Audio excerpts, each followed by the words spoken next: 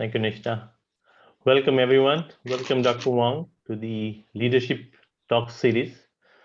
I think this Leadership Talk series has been a fairly successful initiative of Indian Association Business Council. We have addressed many topics through this initiative. Well, IABC is nothing but a council of senior and middle management professionals all over the China. Just looking on the screen, I can see that today we have people joining from Xiamen, Beijing, Xi'an, Shenzhen, Guangzhou. It is truly becoming a pan-national council of senior Indian professionals. We look forward to your session today. Thank you.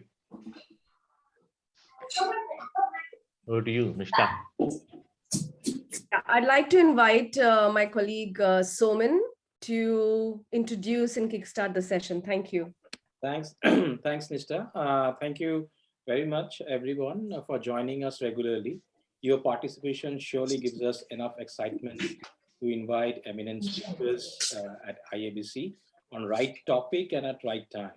Today, I'm very excited to introduce you our speaker, Dr. Dan Wang, who is going to talk about China's Q2 economic forecast in a more of a conversational format with Nishta and IABC business leaders. Dr. Wang is a chief economist at Hang Seng Bank China, based in Shanghai. She holds a Ph.D. in economics from the University of Washington, with a focus in macroeconomics, environmental economics, and econometrics. Her postdoc was with Chinese Academy of Sciences in Agriculture.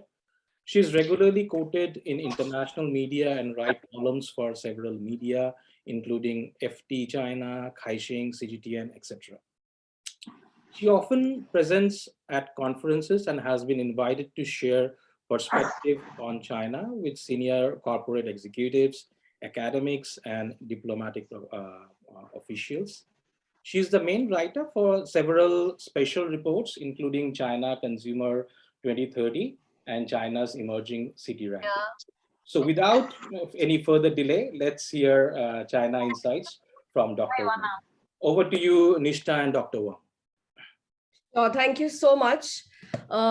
Great, everybody. We have some amazing people in the audience and friends and colleagues joining. A kind request, if everybody can go on mute, and we will have ample opportunities for unmuting and asking questions.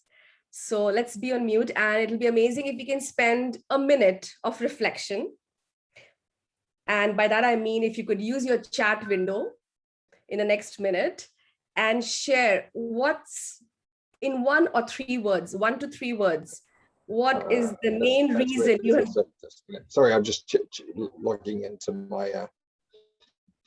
Can everybody on mute, please? I've got to get onto it. To jump on this. Thank you so much. If we could please use the chat window to just share in 1 or 2 or 3 words max. Why are we here today? What was the motivation or the reason to join this session today?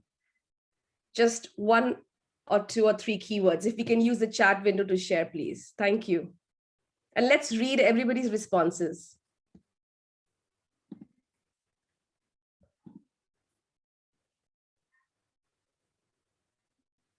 Dr. Dan Wang, you can also read. We'll get a sentiment of the audience.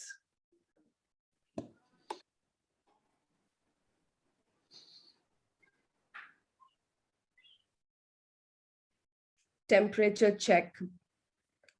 Meet Dr. Dan Wang. Outlook.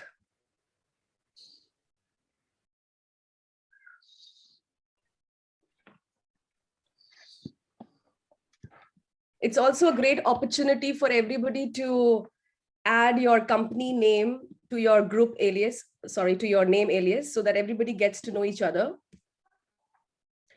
And welcome to a lot of the colleagues who have joined from across different chambers, not just the Indian Association Business Council. We welcome all of you. So you could use the chat window to write 1 or 2, 3 keywords. Why have you joined this session today? Okay, let's get started while everybody's writing.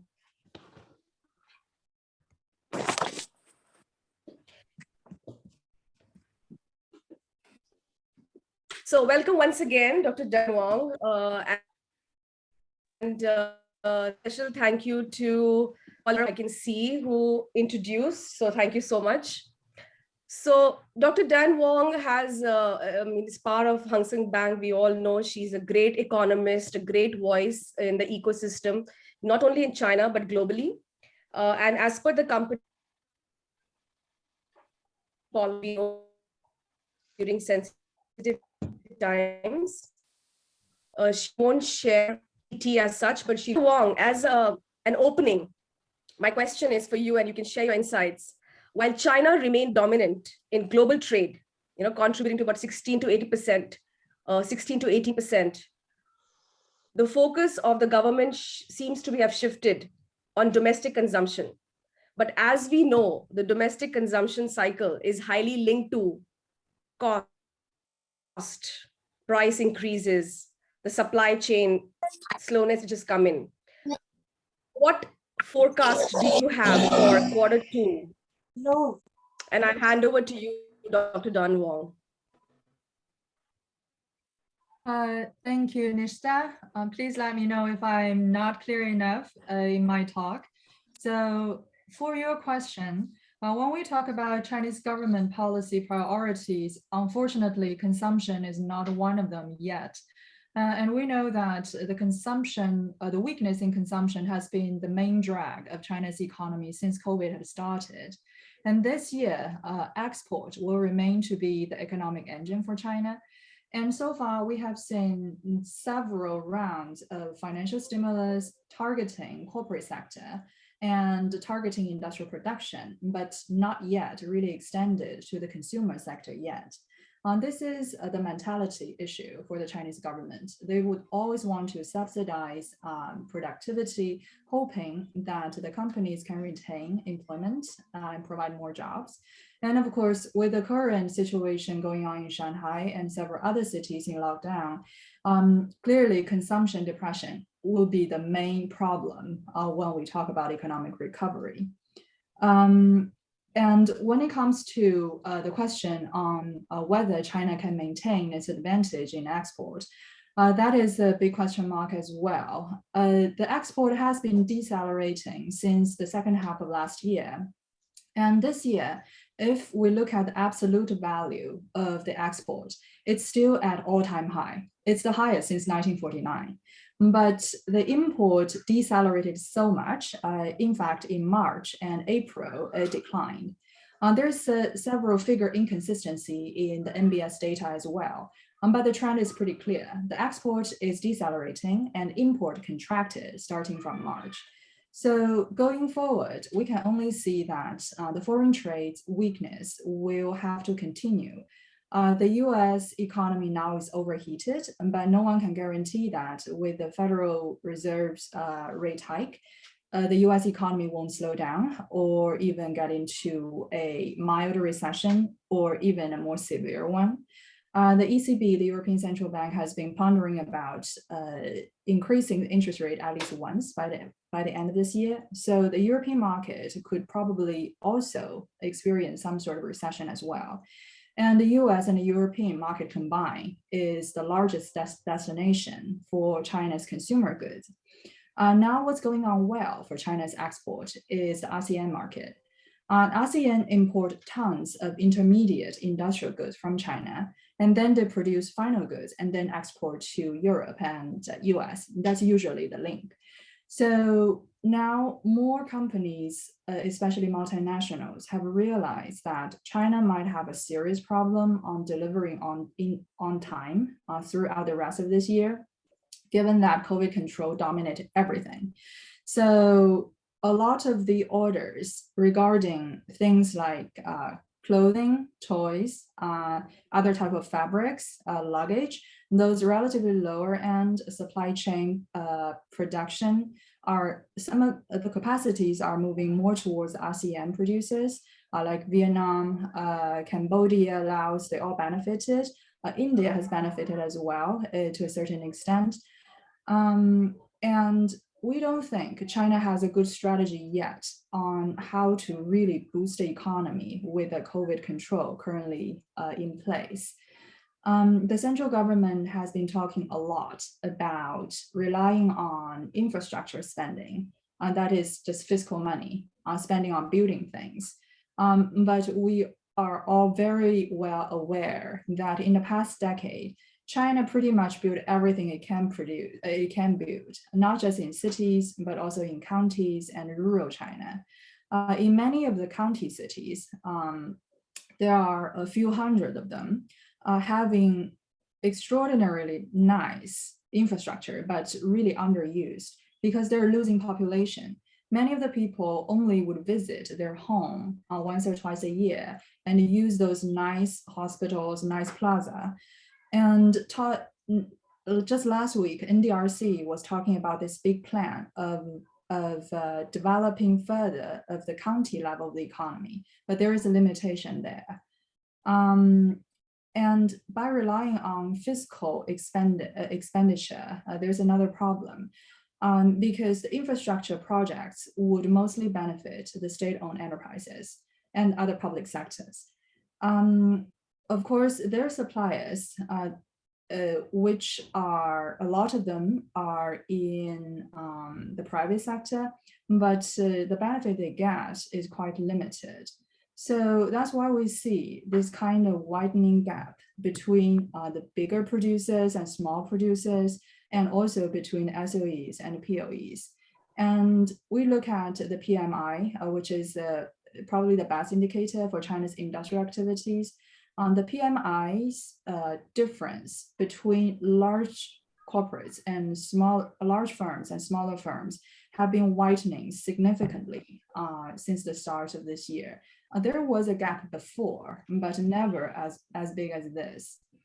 In terms of profit, this is even more striking. Smaller producers, self-employed businesses, they're losing money. But for SOEs, and their profit have been growing double digit. Foreign enterprises, their average profitability is also declining. And the latest figure also shows their profit have been contracted in April on average. Some benefited, of course, but majority of them did not. And I think the question we care most about is where would China's economy go after Chinese government somewhat contain the current episode of the COVID? To answer that question, we sort of need to look at what was going on well in China's economy before this lockdown. And those fundamentals haven't really changed. In the first quarter, the GDP growth was 4.8%. It was higher than the fourth quarter last year, because last year was 4% in Q4. So Q1 this year accelerated, but that recovery was really unstable. The main growth was coming from the industrial sector, and majority of the industrial productivity, output was from the export driven.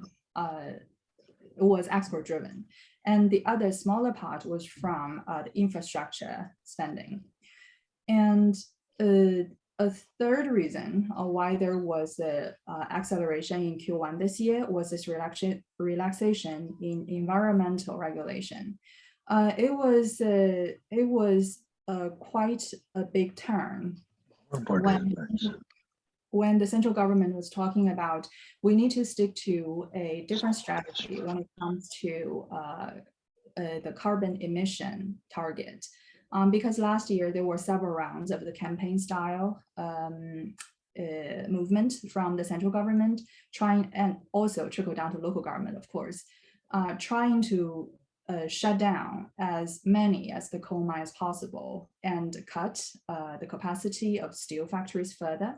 But that has caused quite a lot of problems, including the power shortage, which lasted about 2 to 3 months.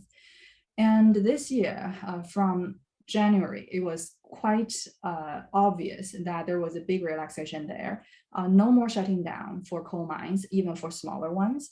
And when we look at the coking plant, the rate of operation for coking plant, the smaller ones, the restrictions for smaller ones were basically lifted completely. Last December, the rate of operation of the coking plant, which produced less than 1 million tons, that's considered like small one in China.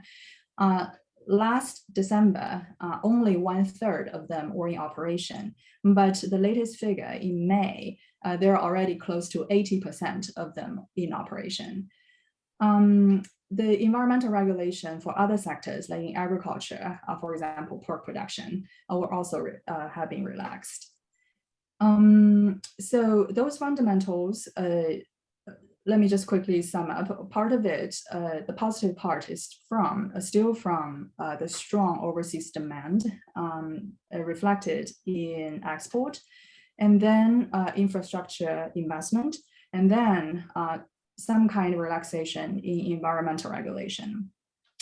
But the downside risk was also quite prominent, and those risks were exaggerated by COVID control. Consumption had been the worst even before the Ukraine war, and of course before the Shanghai lockdown, and now it's getting even worse. The biggest worry is not just that consumption is slowing down, it is a collapse of income. So the national income growth is about half as fast as last year. That doesn't look so bad. But if we look at the city income growth, Chinese city consume about 3 times as much as Chinese rural areas. So it's more meaningful to look at what's going on in the cities. And of all China's prefecture cities, there are smaller ones and there are big ones.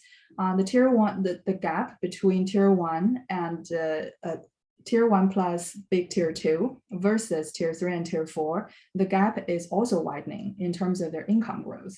So I have no doubt once the current lockdown episode is over, there will be a strong rebound in consumption in cities like Shanghai, Beijing, and of course Shenzhen. But for the vast majority of smaller cities, we won't see that kind of rebound. Their income has been growing by between 0 to 2%. And there are close to 200 of them. And that means because consumption is a function of income, if we don't see income, there's no way that consumption can rebound. In China's current economy, consumption accounts for about 55% of the GDP. That was the latest figure from 2021. If consumption cannot have some meaningful rebound, we just can't see how China can even achieve a GDP growth rate higher than 5%.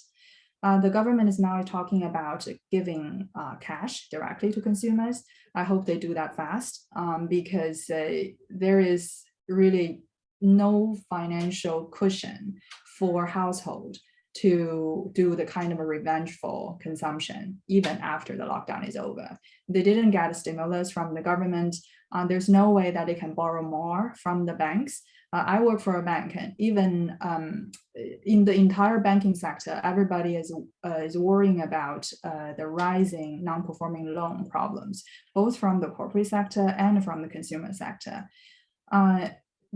Some kind of targeted help must happen for vulnerable households in smaller cities before it gets too late. Chinese households are usually very good in sticking to their plan to pay back mortgages. Like if they can pay back one thing, they'll definitely pay back mortgages and consumer loans as well if they borrow to buy a car, for example. But now it just seems the default rate on those things are going up. So consumption was weak before COVID, and now it's getting weaker. And I think there must be more subsidies targeting it. And the last point I want to make is what Nisha has asked, which is advice for business leaders on what people should look at. Sorry, may I take a 1 second pause? Can I request everybody to double check if they're mute? Because we might have some background sound. We would have it clearly. Thank you so much. Yeah, sure. This will be my last point, and then we'll do a Q&A. some things I think people in business world should watch is based on the observations and talks that I did with the clients and the business community. Because now we have been in this prolonged lockdown episode, the biggest advice here, or the thing we should watch out, is liquidity, of course. Every single company is trying to reduce cost ruthlessly. And some of them have succeeded, but for many of the small producers, this has been extremely difficult to do. But holding cash in hand and not making reckless long-term investment is probably a very important thing to do. And the second point, related actually to the first point, is that the policy seemed to be dominated by COVID control.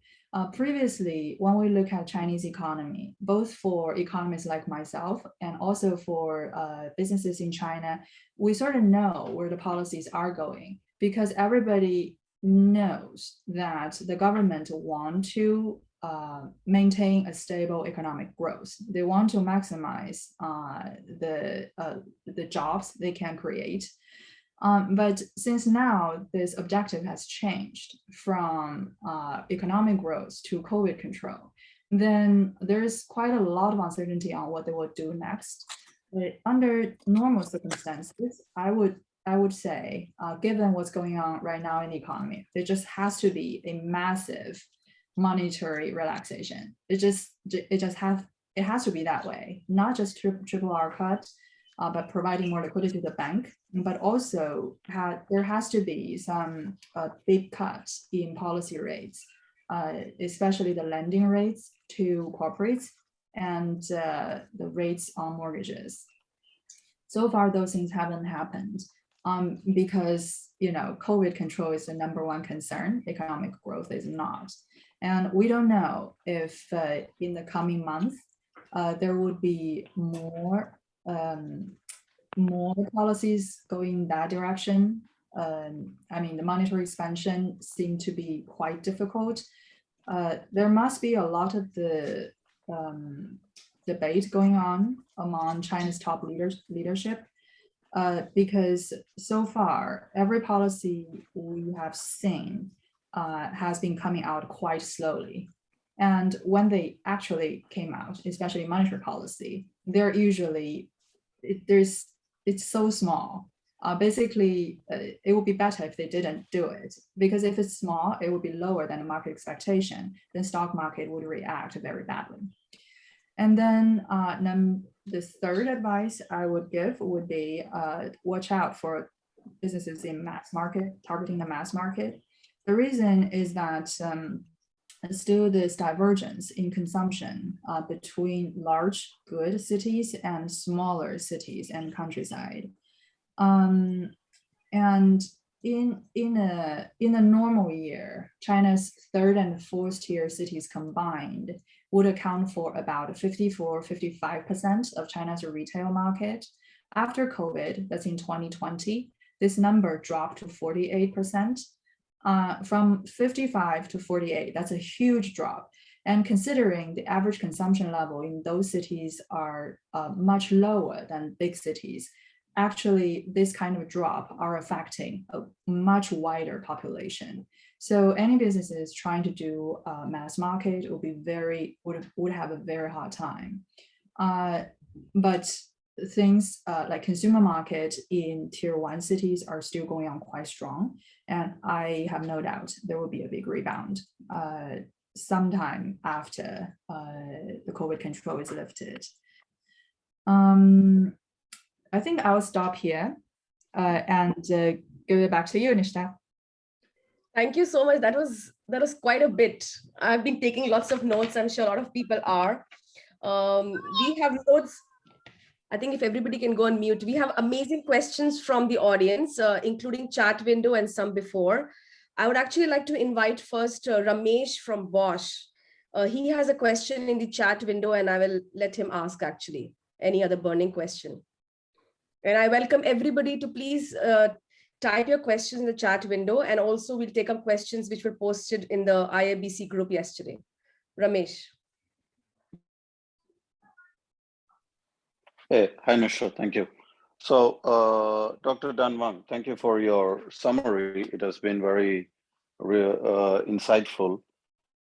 A couple of questions I did post, like what is the current PMI index and what could be the consumption percentage that you would recommend for the GDP to be above 5%. Just a background, I come from Bosch, and our prediction, and I work for Bosch China, our prediction this year from our management is that China GDP might not grow beyond 3.5% this year or 3%. And especially in automotive, we expect the growth to be very, very flat. Any views on this? So for China's, I'll first talk about China's 5.5 GDP target, because we have been trying to figure out what would be the trigger for Chinese government to abandon this target. So far, there is no sign they're abandoning it yet. Whenever there is a central banker coming out talking about the goal, they still sound very optimistic that in the second half of the year, there'd be some sort of big rebound, mostly industry-led and of course, infrastructure-led. Like we did some calculations, it's not entirely impossible to reach the original goal. But that would mean that the local government has to abandon their debt limit. So far, there is only one big caveat in China's big fiscal spending plan, and that is the hard constraint for local government. They don't have the funding. So if that bottleneck is resolved, then I have no doubt the 5.5% of GDP growth will be reached. But if under normal circumstances, let's just say the local officials are still quite conscious about their debt level, then consumption has to have some big rebound. Last year, in the fourth quarter, consumption was growing by 4% in real term. So this year, I think it will be very hard for consumption to be above that level, right? Given what's going on in Shanghai and many other cities. So if consumption only grow by, let's say, 2%, and then net export, which is export minus import, it can be very high because export decelerated, but import has been contracting. So that net export is still very high. It probably will contribute like around 3% of the GDP. And then investment, within investment, 1/3 of it is from property, 1/3 is from manufacturing, and 1/3 is from infrastructure. Property is basically dead. There can't be any meaningful investment in that sector, except for some of the affordable housing project, but they're too small to cover the loss from commercial housing sector. So property is dead. That's 1/3 of the investment. Infrastructure and manufacturing, they're both doing well. Manufacturing investment, in fact, has been growing by double-digit, close to 20%. Even under circumstance like this, it is still growing by more than 10%. So that is the bright spot. And then infrastructure, it seems to be ticking up. It probably will grow by more than 5%, conservative estimate. So combine all those. If consumption doesn't turn negative, say it's 2%, then overall we'll see a GDP growth above 5% this year. But if consumption is negative, then just like what you had predicted, it will be below 3.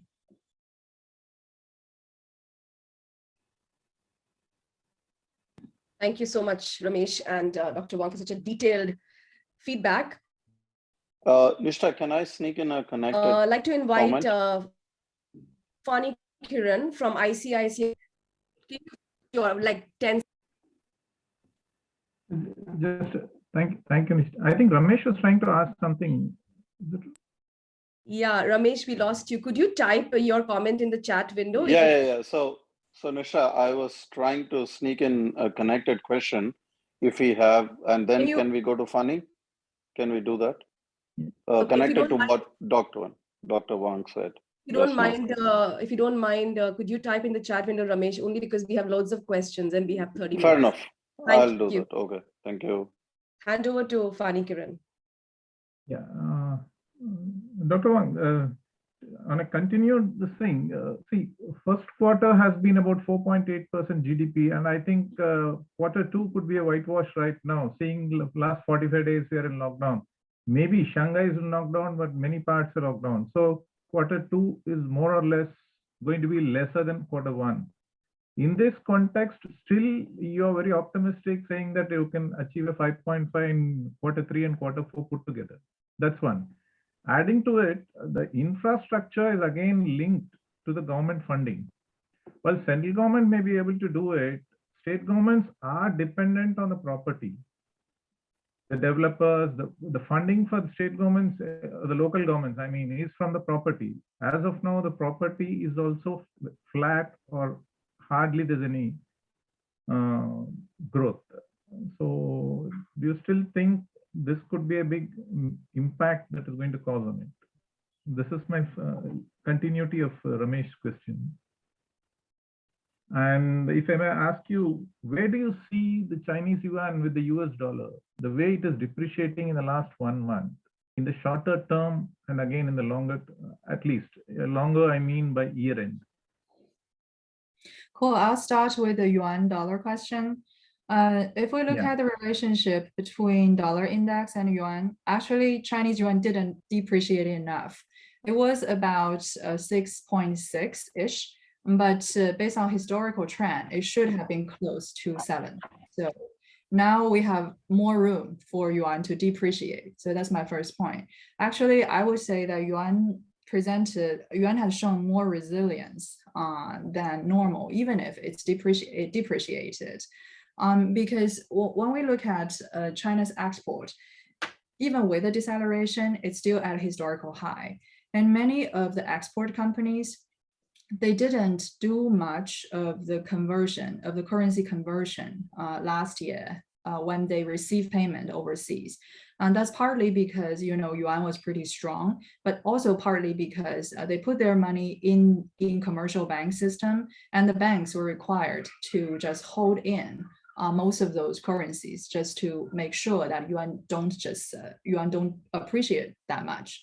So this year there's some pent-up demand to actually convert back to yuan, and that's why there's a little bit cushion for yuan depreciation. But going forward, clearly there is a trend for yuan to depreciate further because of deceleration in exports throughout the rest of the year. And also, I think the government does want to help the export company a bit more. Their profit margin has been squeezed significantly with the increasing the raw material prices and also a depressed market. Domestically, there's a huge disruption in logistics, in the national logistics that has harmed their production capacity. So if the export industry can make money this year, most of their profit would actually be coming from the depreciation of the yuan. But if I have to make a prediction on where yuan would stand by year end, I wouldn't say 7. I don't think that's where the central bank want to see. I think it's safer to put it around 6.6.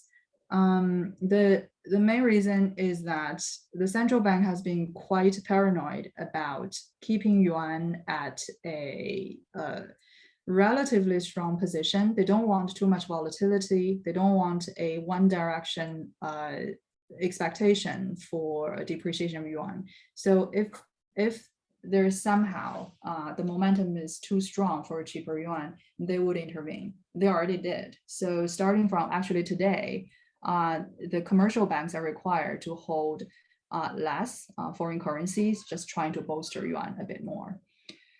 And for your comment on the Q2 economy, I think Q2 economy will have a hard landing. And a big part of it is also coming from the weak property market. And I agree, because of a weak property market, the land sales has collapsed. The local government don't have enough funding from this source. So they practically have no money, no additional money to support those infrastructure projects. That's why I said that I think there has to be some significant relaxation for local government debt limit. They have to be allowed to borrow more in the bond market. That is the only way for them to get more money now. Okay. Thank you. One last question, Nishta. This is regarding the coal which you raised, Dr. Wang. China has now relaxed import duty on coal. Now, I think, as you said, 80% of it back, electric power generation through coal now. So how do you think it will in turn match with the climate goals that have been assured from the governmental side to the UN? Okay, that's part of the shift this year regarding China's attitudes towards the carbon neutrality goal. There is no change in the fundamental goal. The neutrality will be, the schedule is still like that, but the narrative has changed. So before, the government has been talking about the coal industry in a way that sort of demonize it.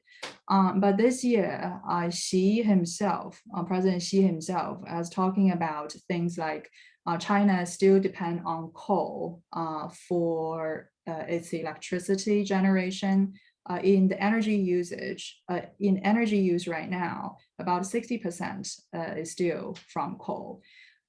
Even by the end of the 14th five-year plan, China can, let's say China can successfully reach its target of lowering the coal consumption by another 10 percentage point, it's still 50%. Like in the next five-year plan, that's the 15th five-year plan, the goal is to lower the coal usage by another 12.5 percentage point. But even that, we still have 37% of China's energy use generated from coal. So the narrative now changed to that we still need to rely on coal, but we need to shift to clean coal technology. Already there are more R&D and direct financing towards this direction. Coal for gas, coal for oil, those kind of technology are greatly supported. Right now, it's not cost effective because it's so expensive to make gas and oil this way. But I guess if there is some sort of technological breakthrough, coal produced oil, for example, would one day be as cheap as like solar energy, then that could be a feasible way for China to reach its carbon emission target. Thank you so much. And thank you, Fani Kiran. Would like to invite Ram from Covestro. Quick question from Ram, and then we'll take audience questions in the chat window. Thank you. Yep. Hello, Dr. Wang. Thank you so much for the insightful talks. I have a question. How does China perceive the drive to self-reliance by various nations of the world by having local manufacturing being the prime initiatives in those countries? Self-reliance. This self-sufficiency, this talk about self-sufficiency has been at the center of China's 14th five-year plan. And it basically can be divided into three different parts. There's the supply chain security, there's food security, there's energy security. And every single one is targeting the threat from international community, basically, mostly from the US. And China has been trying to use indigenous innovation to replace imported technology. So far, not hugely successful, but there are already some meaningful progress. In the last, actually it was even before COVID, in the last 4 or 5 years, we have seen more domestic companies switching to domestic suppliers, even with some of the subpar technology, not as good as foreign provided, they're doable. After COVID, it provided this kind of unique window for companies because they just have to use domestic parts. And even among quite a number of companies that I know, they already found out that domestic parts, they do have say the lower reliability, but also tons cheaper. So right now for corporates, cost is the #1 concern. So they need to make some of the new, make kind of the new arrangement for their production anyway. That has accelerated this kind of thing called 国产替代, just to use domestic goods to replace foreign ones. And China has been so stubborn on not importing Pfizer or other treatment drugs for COVID from overseas. And part of the concern is also that that the government wants China to develop its own technology. The intention is quite obvious. So biotech is receiving a boost. Right now, China's biotech industry isn't nearly as strong because still quite scattered. There's not enough good leading companies there yet with strong R&D capacity. But since you have pumped so much money into that sector, no doubt that there will be some great progress after a while. Thank you so much. I'd like to invite Gajendra Sharma from Beijing. He had a question as well on auto industry.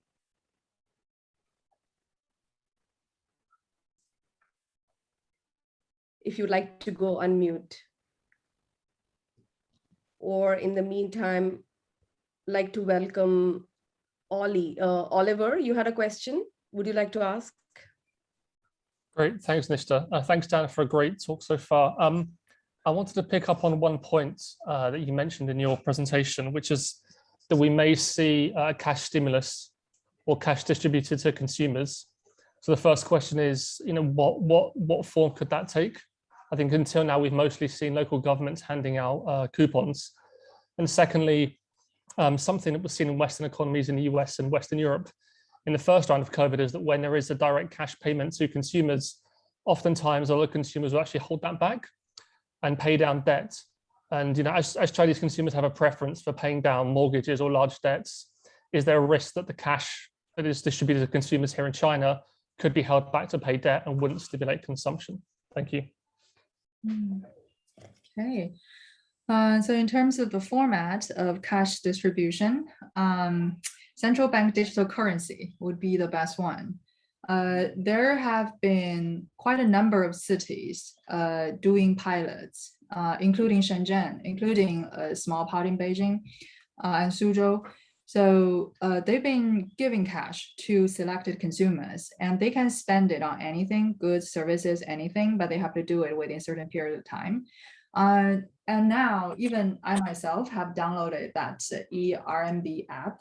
I didn't receive any cash transfer there yet. There was 10 Kuai automatically there once you download it, because I did that from Meituan.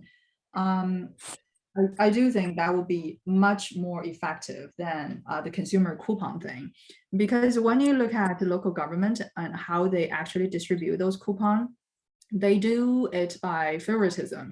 They select their favorite companies or brands and then ask consumers to buy things from those platforms and those brands. It is not really subsidizing consumers. I would say it's like a cash transfer to those companies. It's still subsidizing companies. For the Western government's cash payment, the consumers did pay back their debt, and they still had plenty left over. And I envy how the Western government can do that in such a substantial amount. So that's why we see, like even in the US now, the number of startups is at an all-time high. People have extra cash. Of course, it's not enough for a startup, but it gives them kind of financial cushion for them to be brave enough, to be willing to start up a company. And when you start up a company, then you hire people. That would contribute to an even tighter labor market. So the labor market in the US is also at an all-time high. But for China, there's no such thing. even if a Chinese government distributes cash in, say, central bank digital currency wallet, then I can't imagine it can be nearly as big as the package in Hong Kong. They were getting like what, 30,000 Gangbi or something like that. Chinese would get maybe like a few $1,000, a few thousand yuan tops, I think, and maybe spend it within 3 to 6 months. I believe there can be restriction put on the usage through on the app, like you just have to buy things instead of paying back debt. And for their mortgage debt, there's a difference between what's ideal and what has to happen. The government would be very afraid on like a massive delay in mortgages. If it happens to many people, that would cause panic in the financial system. So if there is some signal, some sign that this can be the case, banks will do more things to extend the mortgage payment deadline, or just to reduce it in various ways to help the households. Excellent. Thank you so much. Quick one. If Gajinder Sharma is able to unmute, you could ask, or I can help to ask quickly. This question was from the forecast perspective in the automotive. Thank you. Please go ahead. I can ask. Yeah, I can ask. Thank you very much, Dr. Wang, for very insightful. I have seen you on CGTN, so very happy to see you in person or on live. I was just a very general question, because we have talked about consumption, we have talked about GDP. Just want to understand how, I guess it affects most of the industry, but if you have some ideas on automotive sector, especially from retail perspective, how Q2, we have seen April, it is comparatively 50% compared to last year, or maybe within from month to month, between 40 and 50% decline. How do you see that, especially what you mentioned just now, tier 1, tier 2, tier 3 city behavior? Consumption is, of course, one side, this coupon is one side, but how do you see whole market rebounding? Of course, industry-wise, everybody will make their effort, but how do you see in general? Are there any statistics available, or what is your opinion there? Thank you very much. For auto sector, the only bright spot right now is still the NEVs and also the high-end cars.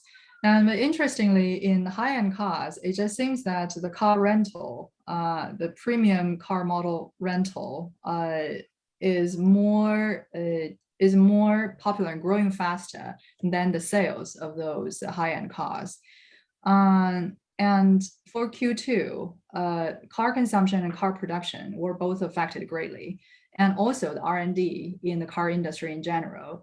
And we have seen the massive layoffs in the NEV industries, for especially the leading players in China, like Lixiang and Xiaopeng. They're all laying off workers in R&D department because of very weak demand in the market, and also they're burning out cash very quickly. I don't think it's going to be a good year this year in auto. It's probably will be much worse than last year, because last year the expectation was that this year the economy will go back to normal. But all of a sudden this Shanghai lockdown thing happened, and the Ukraine war happened before that.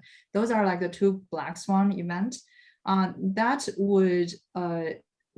has affected greatly on people's sentiment on what's going to happen in China, and not just before the 20th Party Congress, but also after that. So people tend to hold back their purchasing plans.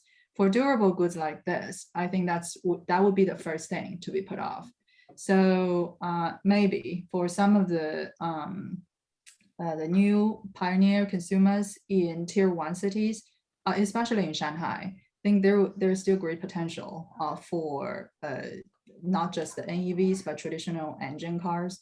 But for the vast majority of Chinese cities and counties, domestic brands, the cheap brands, would have better chance than the higher end cars for sure. People would become very cheap when it comes to durables. Great. Thank you so much for the great question and feedback. I'd like to invite Malti Naidu to ask, please. Hi, good evening, Ms. Dan. I had a question. Since China's dependency on exports is very, very high, right? Do you see a continued relaxation on environmental policy? Because last year we took a hit because of the environmental policy and power shutdown in many provinces, right? So will they continue the relaxation? And any further stimulus or preference for the exporters in various sectors? Can you repeat the last sentence?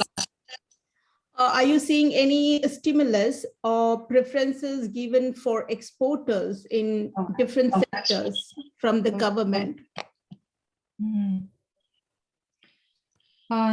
So China now depend on exports a lot, but that's unusual. Before COVID, export in China's GDP was such a minimal amount. It has been, the export foreign trade sector had been contributing less than 10% of the GDP growth for many years. And after COVID, this has changed. Actually, exports contributed more than 50% in 2020 and about that amount, a little bit less in 2021. And this year, I somehow doubt, probably it will still be like around 40% of the GDP growth has to be coming from export, because the overseas demand is just really strong. It's not just consumer goods, it's also industrial inputs. And China, majority of China's export, more than 80% of it actually is industrial inputs, intermediate goods. It's not final consumer goods. And then for environmental, so that's why I don't think China can rely on export forever, because normally based on China's fundamentals, it should be consumption that's supporting the growth. Before COVID, consumption contributed more than 60% of the growth, and then investment 30%, export 10%. After COVID, this distribution has shifted. So now, because of the weakness in consumption, China is lucky that the overseas demand is so strong. But once that's gone, then it just has to shift back to some other type of investment-driven model. And we know it's not sustainable, but I don't know the alternative.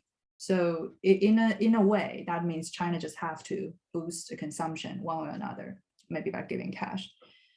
And for environmental policy, Beijing University, the 国家发展研究院, let me see, National Development Research Center, they published a latest research on the carbon emission. And according to their estimate, if China stick to its 14th five-year plan and 15th five-year plan, they can achieve the carbon emission target by 2030 without the kind of campaign style of carbon cuts last year. So they gave several scenarios, and it looks quite feasible that China doesn't have to go through that draconian process. So I think that means the kind of power shortage episode won't be happening again this year for sure. I don't think this year will happen, or in the coming years, because we have seen the kind of disruption it did last year, and already the environmental policies have been relaxed. The policies for exporters this year, there's the tax return, but the tax return was always there for China's exporters. The different industries receive different things.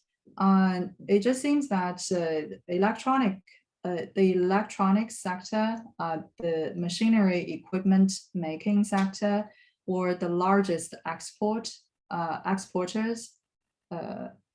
in the past decade. And after COVID, the fabric export, that's mainly like masks and medical device related stuff, they had a huge boost, but now they sort of have this tendency to return to normal. So it's again, electronics and machinery equipment manufacturing. So they have been enjoying this tax return, and the subsidy, the subsidy in terms of tax return for their R&D. If they import like equipment or some high-end equipment for their production, they get sometimes like 200% of tax return. So for exporters, mostly those ones on the top tiers of the supply chain, so that the higher end of the supply chain, they receive more of them. But for lower end exporters, they don't receive much. The biggest benefit they get this year is the depreciation of yuan. And that's probably where most of their profit will be coming from. Thank you. Thank you. Wonderful. Thank you, Bhuti. I'd like to invite Sridhar from Cipla, the pharma industry, Dr. Wang. Sridhar, could you ask your question? Thank you. Hi, thanks, Mr. Thanks, Dr. Wang, for the insightful session. My question is not related to pharma. It was more related to the unemployment, fears. I think I saw some recent statements from the premiers that this is going to be a huge concern. You just mentioned about huge layoffs in the NEV sector, and from the IT giants also, we are seeing some huge layoffs as I read. And in combined with the new graduates who are coming into the market, how do you think, how big is the challenge do you think this is going to create to the labor market? And what kind of policies do you expect the government to come up with to kind of improve this? And unemployment is the #1 challenge this year for sure. And even in March, China's unemployment rate was already reaching the upper limit of China's official target, and that was 5.5%. April, it was just gonna be much higher. And the new batch of fresh graduates will be coming out in June, July. And just imagine the pressure then. And then that's why we have seen the kind of initiatives similar to the 1950s. The Wuhan University students, for example, there were actually the government official document saying that they should be going to the countryside, taking up public sector jobs there. Like those kind of initiatives were in place before, I have to point out. University students can go to the countryside, take up some of the lower level of the government job. It's good for their future career if they want to pursue in the political system. But to make it so official into like a large city like Wuhan's government document, it is quite unusual. This year, the graduate number would be exceeding 10 million people, but the total urban jobs created in the city, the target is 11 million, which means most of the graduates cannot find a job in their first year in Chinese cities. And that means many of them will have to return to their homes, either central or Western China or some smaller counties, which is not entirely bad for balanced regional growth, but definitely bad on a personal level, right? They will start at a lower salary and the whole career trajectory will be changed. And the other vulnerable group, aside from the university students, is the migrants. But for migrants, they were never politically vocal. So they're too scattered. Like once they leave the factory and return to their home, they're like all over China. So there's not kind of like the organization in place for them to make a big voice about their situation. Many of them have returned to their home countries, their home counties or villages. Some of them are doing well, I have to say, like especially those, for example, going back to counties or rural regions around Chongqing or Chengdu. The government there have been providing enough, not enough, like tons of funding for them to do their startups. And some of them are recruited to be like the village head because they know what's going on in the coastal region. They were entrepreneurs, then they can bring those back to their homes. So there's some positive side there. I think the implication here is that China's job market will have a very bad year this year. But it doesn't mean that it will continue to be bad following this year. Because for for graduates, for fresh graduates, historical, there are a lot of studies based on historical data. They would find a job within 3 years. Not as good as they would like to, but they can find a job good enough for them. And for migrants, they would have to shift to different sectors, and many of them would have to go for some kind of service job in counties or cities. Life would be difficult for them. But again, I believe once this COVID is over, we don't know when. My suspicion is that we probably won't see any kind of relaxation before mid-2023. Then also they need some targeted help from the government. Thank you so much. Fascinating. Thank you. Dr. Wang, can we take permission to do 8 more minutes with you? Are you okay? Sure. Yeah. Okay, so we'll wind up at 6:10, and everybody, thank you so much. It's a lot of people are requesting on WeChat and here as well. Let's take 2 more questions, and we'd love to have the last 5 minutes for reflections. I think that's very meaningful. So I'd like to invite Rahul to please ask the next question from Zespri. Thank you, Nishta. I think this is a classic debt question that is being asked every time you see some form of crisis in China. The debt to GDP ratio and government resuming to the infrastructure boost, to get the growth targets. How do you see this time this policy, although in a short term it might give boost to the growth, but how does this policy will impact the medium and long term growth for China? And again, this classic comparison with Japan, do we see that this might also put a risk of what happened in Japan, basically 2 last decades, in 80s and 90s? Thank you. The policy you refer to is the fiscal expansion, yeah? Yeah.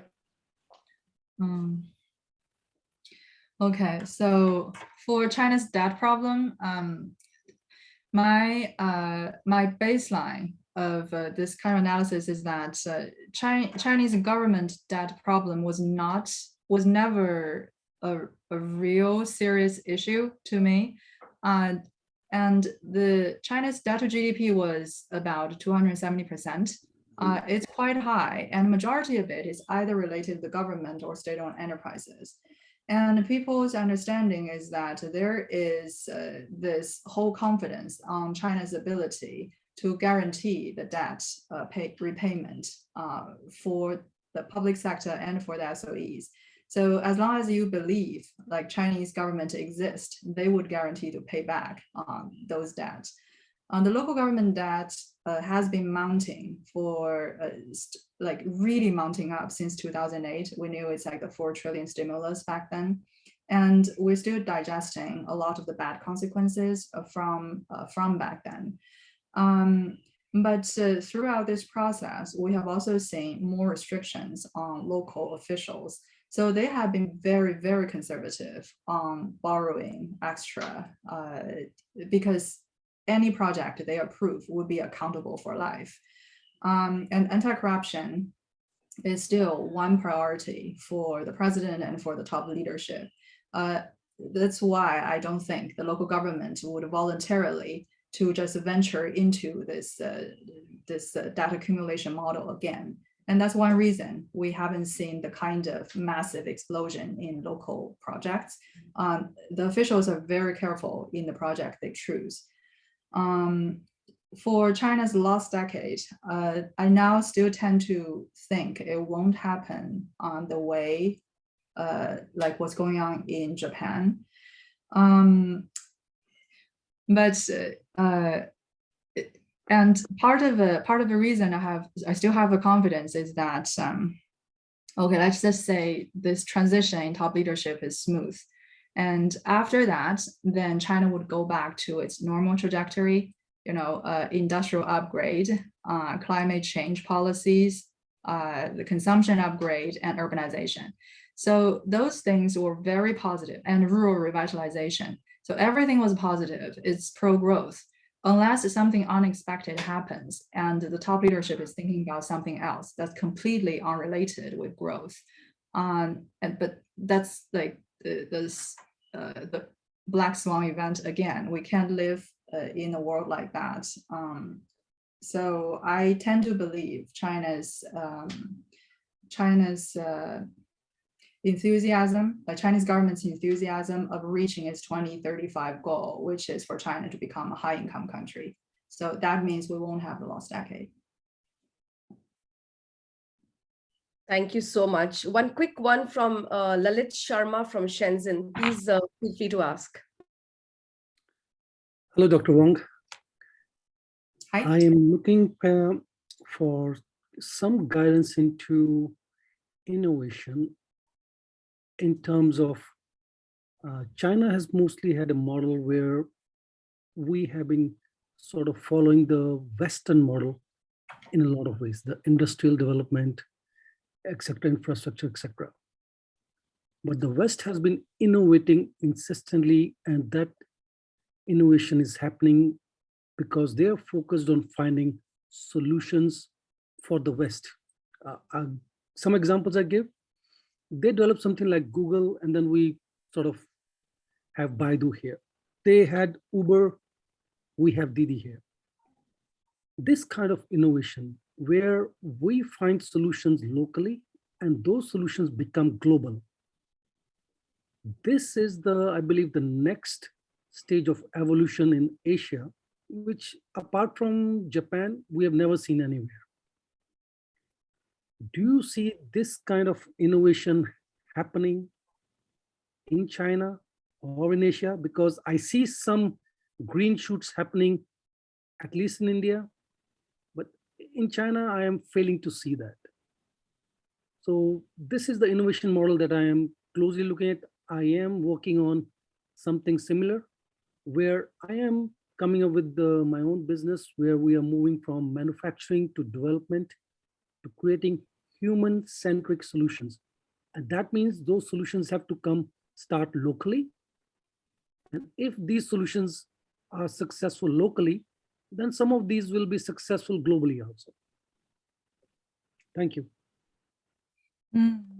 Yeah, I like your question. I guess for innovation, I guess I tend to look at innovation by two different categories. One is like the really breakthrough innovation that revolutionized the field. And for those things, China is really failing. It has been failing because this is not an environment for the type of free thinking and uninterrupted research. And for some of the application of technologies, that's a different story, because we know that Chinese factories and Chinese consumers are the most adventurous probably in the world. They're willing to try new things, and tons of not so cutting edge innovation are happening in the production process and in the consumption process. Some of the economists here call it like a gray area innovation. Yes. Yeah. And for China now, that type of innovation is quite prevalent. That's part of the resilience in supply chain. But for the cutting edge technology, I actually think there's more chance for China in some of the field that requires a lot of initial investment. Like biotech, for example, the lab costs a lot, and Chinese money tend to throw money in this kind of stuff, and the chip production. So China doesn't, of course, have the kind of like the technology in chip manufacturing or even chip design. Chip design is doing a lot better than chip manufacturing. But if you look at the process of making those chips, it just requires tons of investment to build the kind of facilities and try to do the experiment until it works. So it doesn't require, it requires talents, but not the type of top tier talents that can really innovate. Last week, one, I think, encouraging news was that China had this new vocational education law, 职业教育法.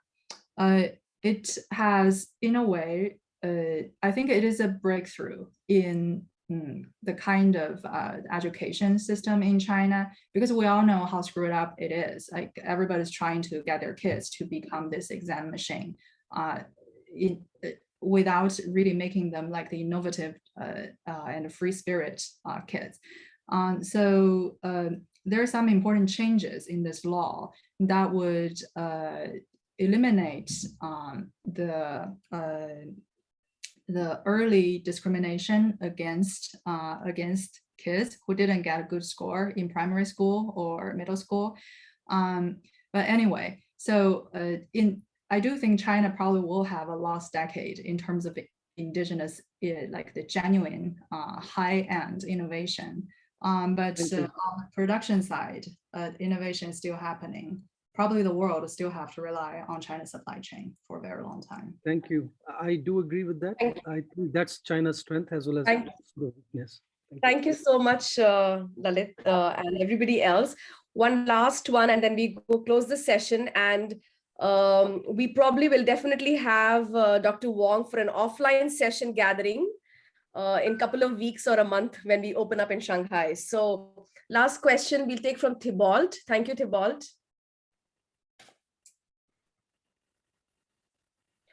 Oh, I'm not sure if he's here, but I can read out. Could you kindly clarify what are the relaxation expected in May of 2023? Because you probably mentioned that it will happen most likely a year from now. So what relaxation do you expect? Border control. I was thinking about more relaxed requirement for border control. Although China has, abandoned its rights to host the Asian Cup for soccer, which will happen in July. But I mean, I just my guess, by mid next year, there wouldn't be the kind of stringent requirement for a COVID test or the quarantine of foreigners coming to China. Great. Thank you so much, Dr. Dan Wang. This was an insightful session. You can see the chat window is buzzing. Could we request everybody to please share at least one sentence of reflection before you leave and before we close the session in the chat window? And also if you can post in the IABC group, because we would love others to get inspired by the learning. So everybody, you have 30 seconds to reflect one sentence. What did you take away? What did you learn from today's session in the chat window? And while we do that, we'd like to thank you, Dr. Wang, with a virtual memento. Let me share my screen. We couldn't meet in person today, so if you could see, we would love the Indian business community and the Indian Association and all of us an appreciation for joining us. And we'll share with you as well virtually. So thank you so much. So cool. Thank you. And you can read the comments in the chat window. We'll be online for another 3 minutes if everybody wants to read comments.